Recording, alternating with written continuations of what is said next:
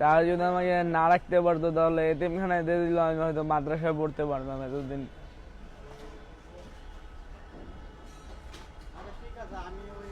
এতিমখানায় তো দেয় নাই, ফালাই চলে গেছিল, তার মানে আমার দাদা দাদি নিয়ে পালছে। একদমই ফালায় চলে গেছে।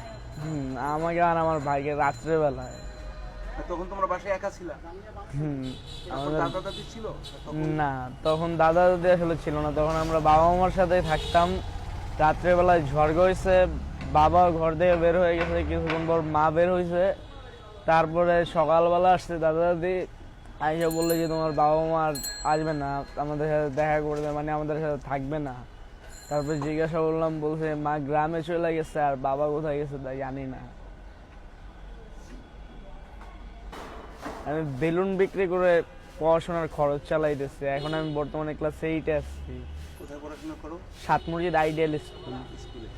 তো বেলুন বিক্রি করে তোমার দিনে কত আয় হয়? দৈনিক 350 থেকে 400 টাকার মতো আসে। সেই টাকাতে কিছু টাকা দিয়ে দাদাদের জন্য খাবার দাবার কিনি, আর কিছু টাকা জমা রেখে দেয়, পরবর্তীতে ওষুধপত্র বা পড়ালেখার খরচে লাগে। তোমার দাদা দাদিও কি গরিব? যে আমার দাদা মাটির ট্রাকে কাজ করে। আর বাবা মা কখনো যোগাযোগ করে না তোমাদের সাথে?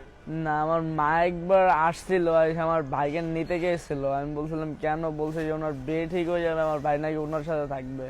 পরে আমার ভাই বলছে যে না, আমি তোমার সাথে যাওয়ার দরকার নাই, আমি এখানে দাদা দাদির সাথেই থাকবো।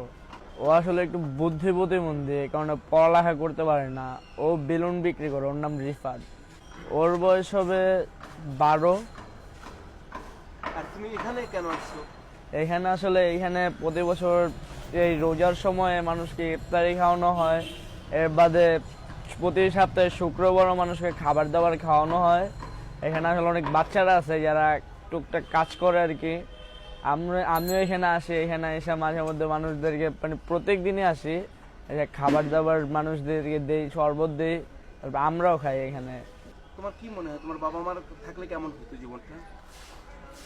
আমার বাবা মা যদি থাকতো তাহলে হয়তো আমিও ভালোভাবে চলতে পারতাম, কিন্তু আমি এখন যেটা পারি, মানে আমি ইনকাম করাটা শিখতেছি। আমার যদি বাবা মা থাকতো তাহলে এটা আমি শিখতে পারতাম না। আর তাছাড়া হচ্ছে যে আমি এখন যে সময়টা পার করতেছি, আমার বাবা মা যদি থাকতো তাহলে এই সময়টা আমার পার করা লাগতো না। আমার জীবনে ইচ্ছা আছে আমি বড় সেনাবাহিনীতে যোগদান করব। বাবা মার কাছে যেতে কখনো ইচ্ছা হয়?